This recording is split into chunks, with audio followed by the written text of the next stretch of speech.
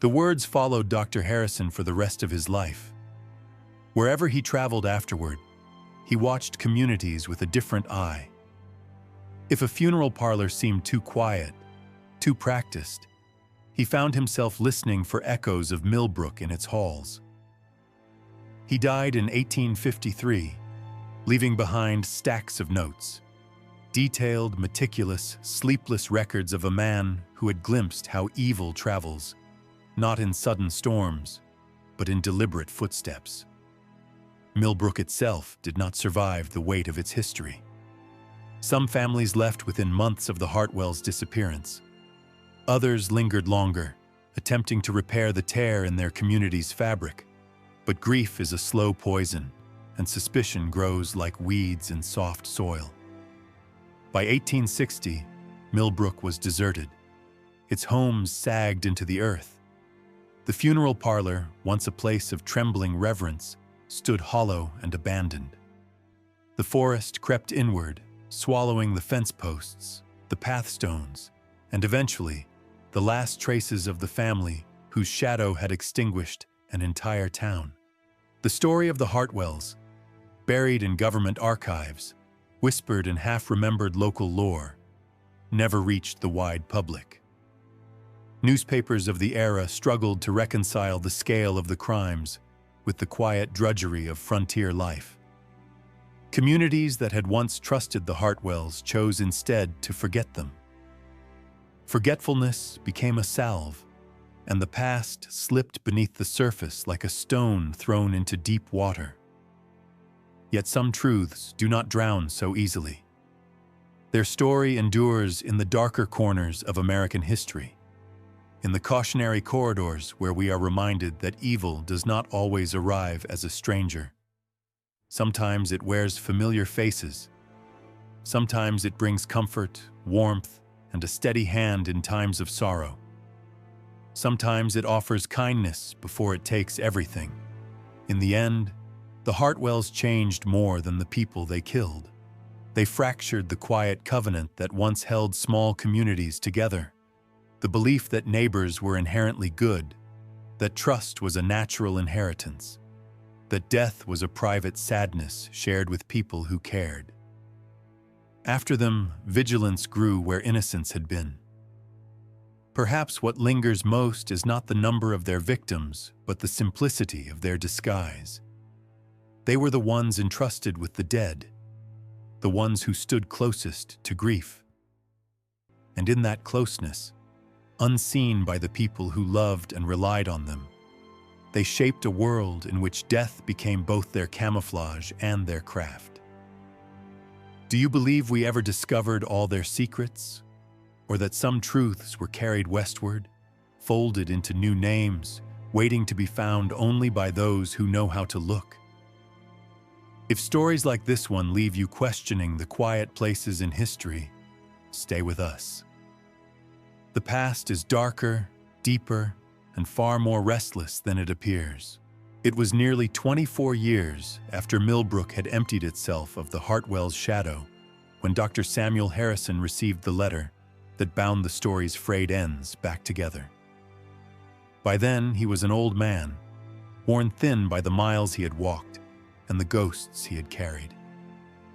The envelope bore the seal of the Oregon Territory Sheriff's Office, an unexpected corner of the frontier for a man whose nightmares had never left Pennsylvania. The sheriff's handwriting was tight and economical, but his words carried the tremor of someone who had seen something he wished he could forget. A family called Caldwell, he wrote, had been operating a funeral parlor in a small settlement for 3 years. Their services had seemed ordinary, respectable. But a rising murmur of sudden illnesses and unaccounted disappearances had finally led to a raid. Inside the Caldwell establishment, the sheriff's men discovered evidence that was disturbingly similar to reports filed decades earlier in Pennsylvania. Hidden chambers, preserved organs, poisoned bodies, shallow graves in the timber. Within days, the truth surfaced. The Caldwells were the Hartwells. Ezekiel was older, his hair thin, his posture bent. but his eyes were as sharp as the man Dr. Harrison had once watched in a mortuary's dim light. Martha's face had aged into something gaunt and cold, her gentleness long since shed like a molted skin. Josiah and Caleb, hardened by years of transit and reinvention, remained the hands of the family operation. And Rebecca, no longer the timid girl in a modest dress, carried herself with a quiet authority that suggested she had embraced her role with unsettling ease. Their confessions were vast. Over 30 years, they had drifted through 8 states and several territories, changing their names, their accents, their histories. They became funeral caretakers in one town, then traveling coffin makers in another, seamstresses of burial garments somewhere else. They refined their methods the way a craftsman perfects a trade. Their victim count exceeded 120, perhaps more. Some records vague, others lost to hurried relocations or burned cabins abandoned in the night.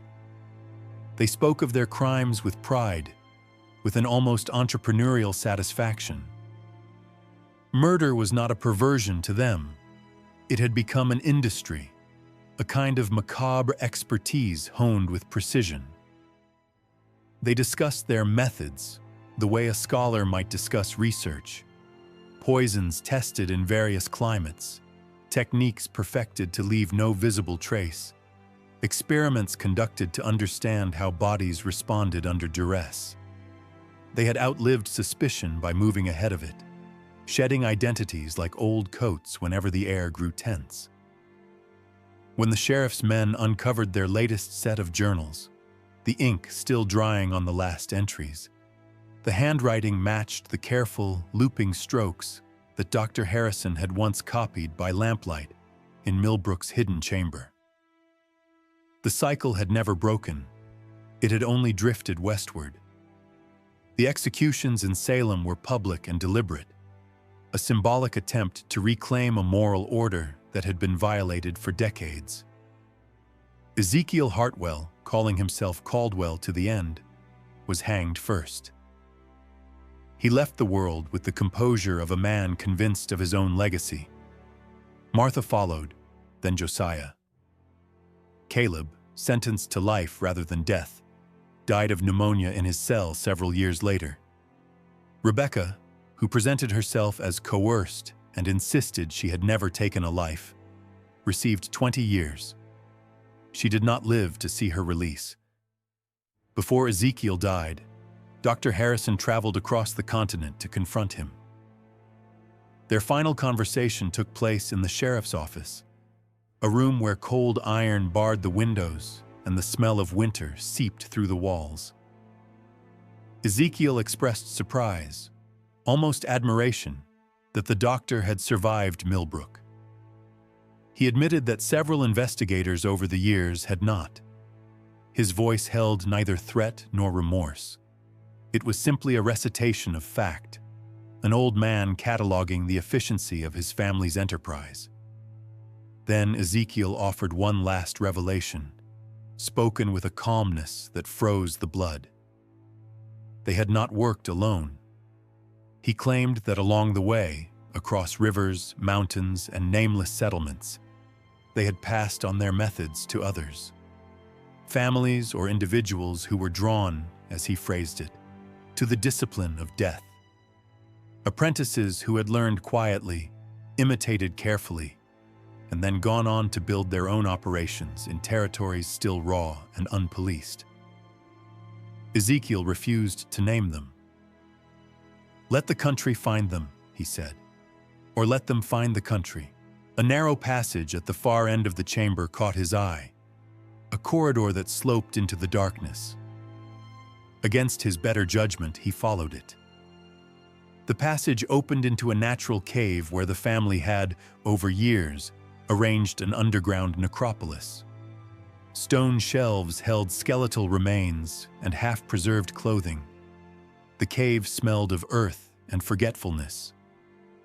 Dr. Harrison counted at least 40 sets of bones, some arranged with a clinical detachment. others cast in careless heaps where time had already begun its work. Personal effects lay among the rubble. A ribbon here, a coin there, a necklace like a small, bright lie. He recognized, with a shock that made his hands shake, trinkets belonging to people he had examined earlier that week. He had been in the cavern long enough to document the scene when voices rose above him. Voices not merely startled, but patient and cold. The sound of hunters pleased at finding a trail. He had underestimated the Hartwell's speed. They returned from church sooner than usual, or perhaps they were merely more efficient at searching their property. Either way, they were close. Panic is a precise thing. It sharpens the senses and narrows options into breath and motion. Dr. Harrison slipped deeper into the cave's narrow corridors, crawling past skeletons and overturned earth until he found an opening that led to the hillside above the funeral home. He emerged into the woods, bruised and filthy, and watched as the Hartwells combed the property with the terrible thoroughness of those accustomed to protecting a secret at all costs. Their search was not haphazard, it was practiced. It suggested that others had come before him and had not left alive. He fled by a route that skirted the main roads, abandoning the comforts of the inn and carrying with him only what he could conceal. The journal's rubbing notes, the undeniable catalog of names, the memory of the cave. He traveled at night through fields and woods, his progress measured by moonlight and the quiet sound of his own footsteps. He reached the nearest town 3 days later, and from there made his way to Philadelphia, where he laid out his findings.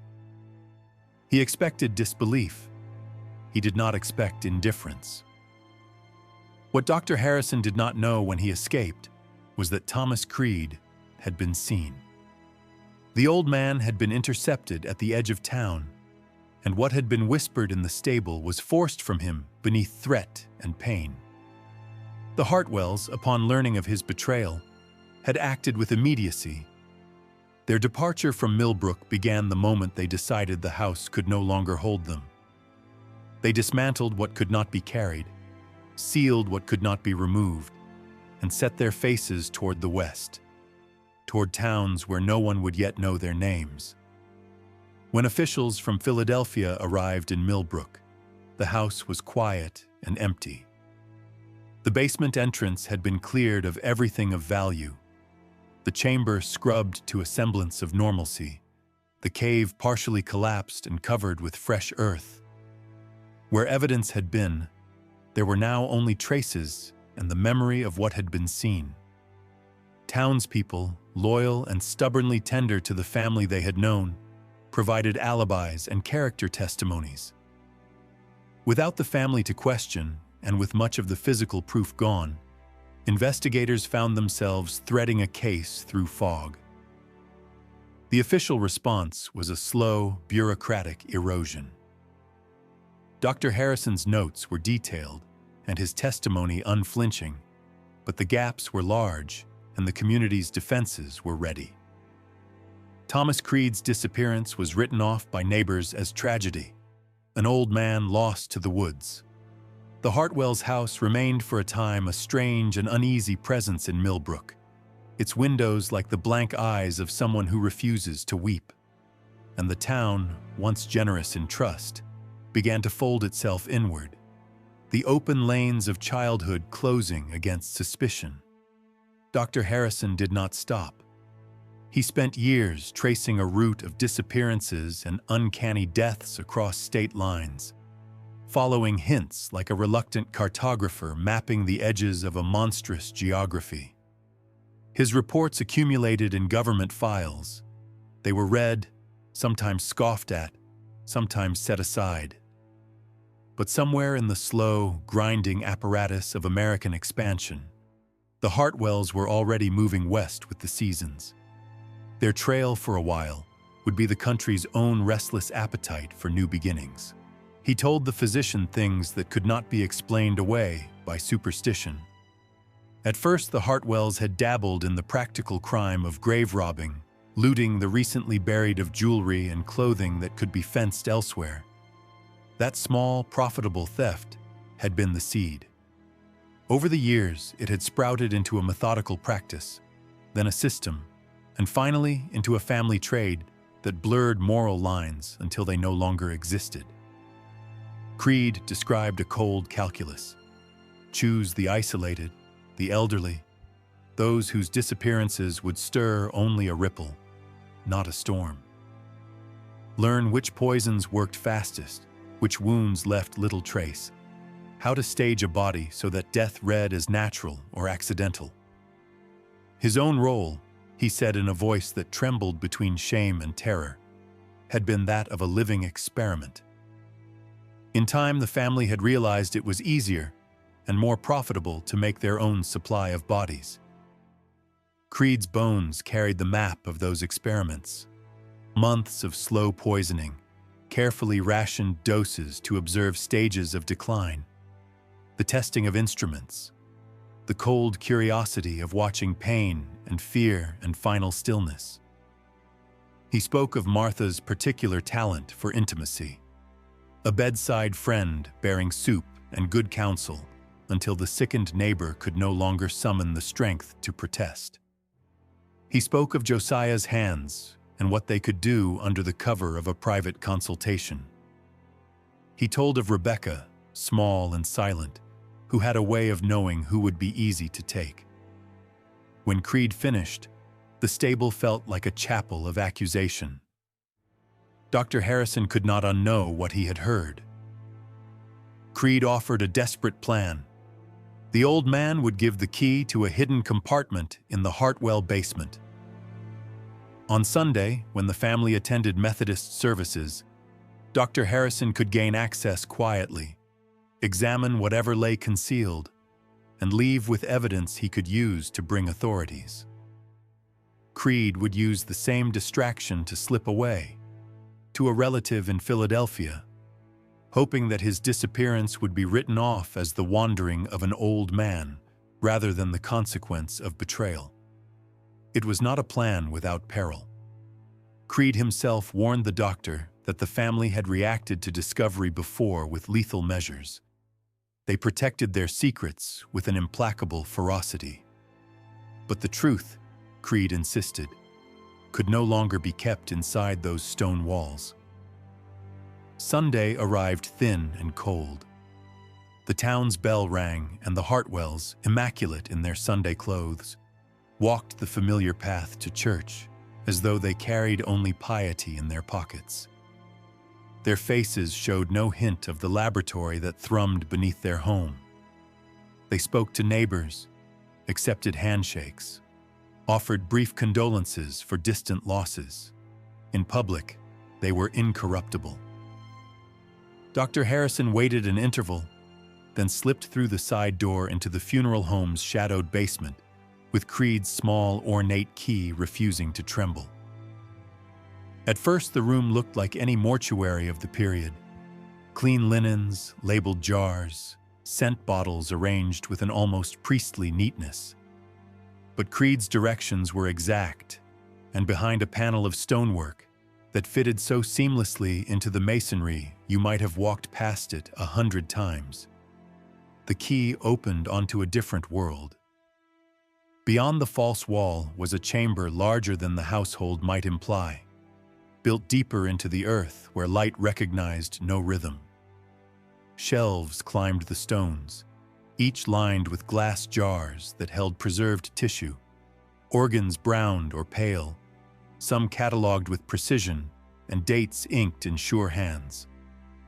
The air was thick with the chemical tang of preservation and the colder odor of things kept too long. At the room's center, a leather-bound journal sat upon a lectern, its cover worn by years of handling. The sight of it was like finding the ledger of a monstrous business. Dr. Harrison read until his lamp guttered. The journal's entries were clinical, meticulous, a taxonomy of method and result. Each notation was a surgeon's observation and a killer's tally. The identity of the victim? The method of approach? How much of a dose was required to achieve collapse? What manner of wound provoked the loudest fear? What left the fewest traces? As he turned pages, his stomach grew cold at the boredom of it all. The boredom of practice turned to expertise and then to cruelty. Among the entries were anatomical sketches, precise renderings of what the family had tried and what they had learned to hide. There were notes on financial outcomes, lists of valuables removed from corpses, maps inked with locations of graves dug not for sanctity, but for secrecy. The journal's hand shifted between authors, but a single voice threaded through it.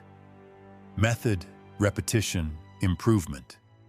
It was less a confession than a manual, but the family's intimate proximity to death, its rituals, its silence, its vulnerability, had begun to warp something within the walls of their home. Death had become more than a vocation. It had become a presence that seeped into them, shaping their impulses and their darkest curiosities. And soon, tragically, they would no longer be content to wait for death to come naturally. The first crack appeared on October 15, 1823, when Dr. Samuel Harrison arrived in Milbrook for his annual inspection. Employed by the state, he traveled between rural townships to enforce health regulations and to monitor for signs of disease. His visits were predictable and uneventful, a kind of bureaucratic ritual no one expected to reveal anything unusual. He greeted Ezekiel and Josiah that morning beneath a pale sky.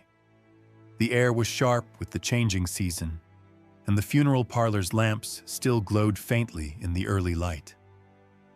The two men welcomed the doctor with polite smiles, showing him their embalming equipment and their pristine preparation rooms, images of professionalism that would have satisfied most inspectors.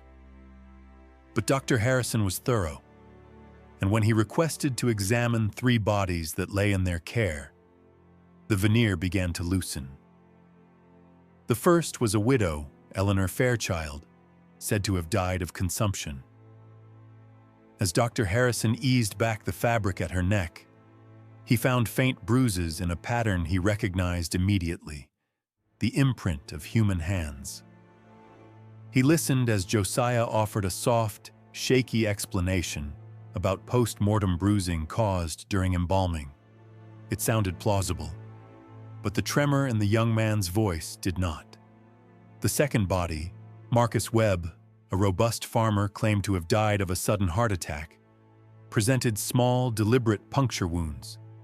Ezekiel dismissed them as injuries from tools Webb allegedly fell onto, but they were too clean, too precise. The third, Mary Patterson, told the clearest story. A dusting of white powder along her mouth confirmed what Dr. Harrison already suspected: arsenic, a poison notoriously common and terribly convenient. A hush seemed to settle in the room as he worked. The Hartwells watched him with an attentiveness that felt less like curiosity and more like calculation. Martha appeared in the doorway without warning, her posture too still, her gaze fixed upon him with an intensity that pressed on his nerves. Even Rebecca, her hands clasped demurely at her waist, watched with eyes that seemed older than her face. Down in the basement, the unease grew heavier. Along the walls stood glass jars filled with preserved organs, too fresh, too carefully dissected. Ezekiel dismissed them as educational tools, but Dr. Harrison knew the difference between study and obsession. Beneath a folded stack of burial linens, he glimpsed a leather-bound journal before Caleb stepped quickly between him and the table. The movement was smooth, rehearsed.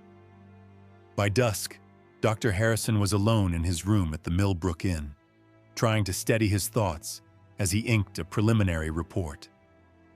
The evidence whispered of something monstrous, yet he held no proof sturdy enough to withstand the town's loyalty to the Hartwells. Then, townspeople began to visit him quietly.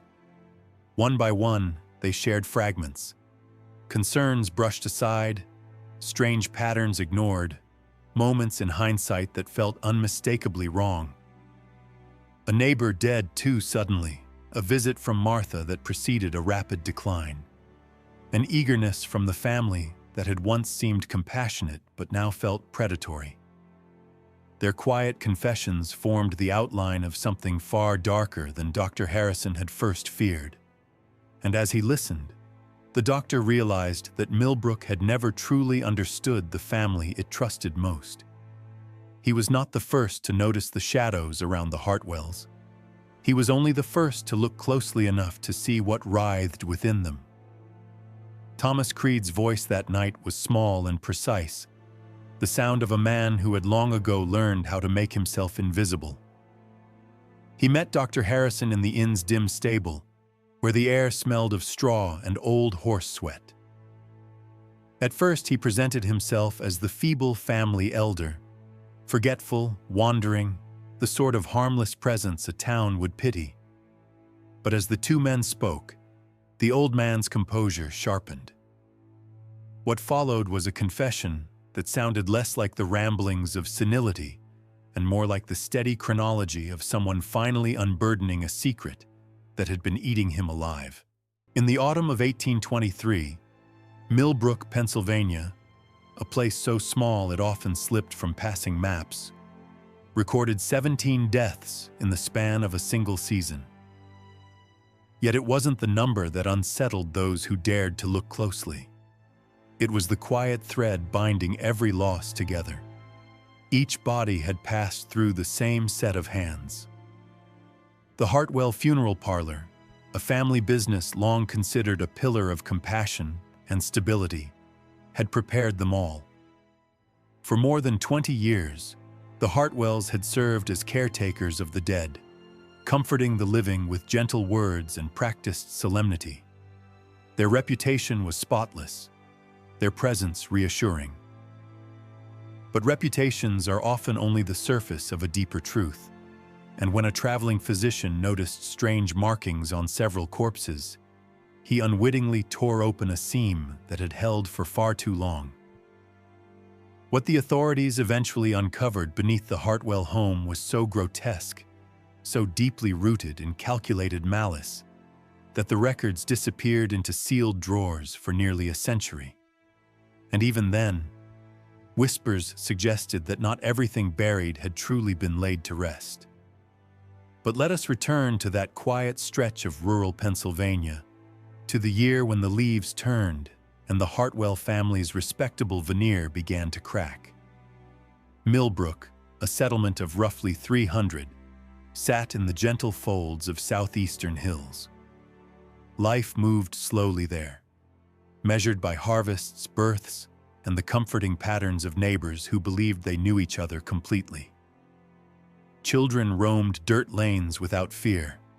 Doors remained unlocked. Trust was the unspoken law that kept the community steady.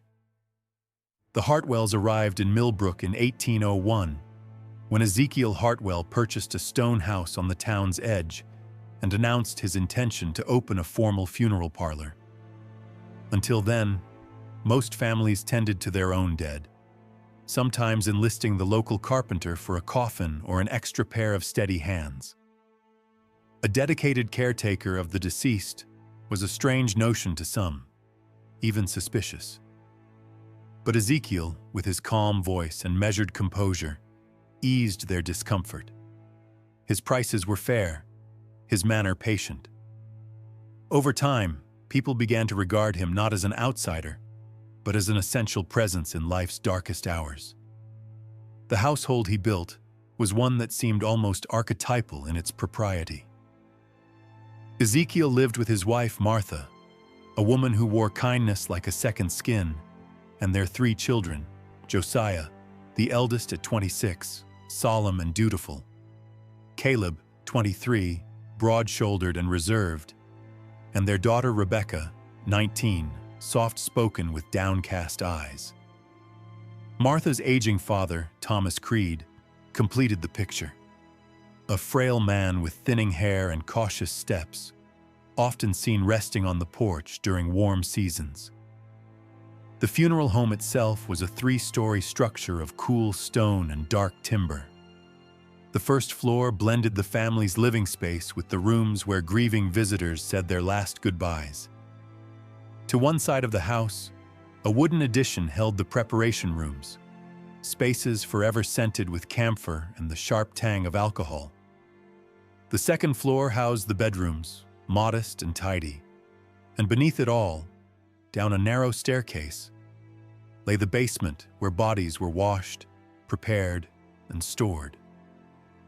A barn on the property held unfinished coffins, sawdust, and tools. Behind the barn, a small cemetery waited for those who could afford little more than a patch of soil and a wooden marker. What endeared the community most to the Hartwells was their apparent generosity.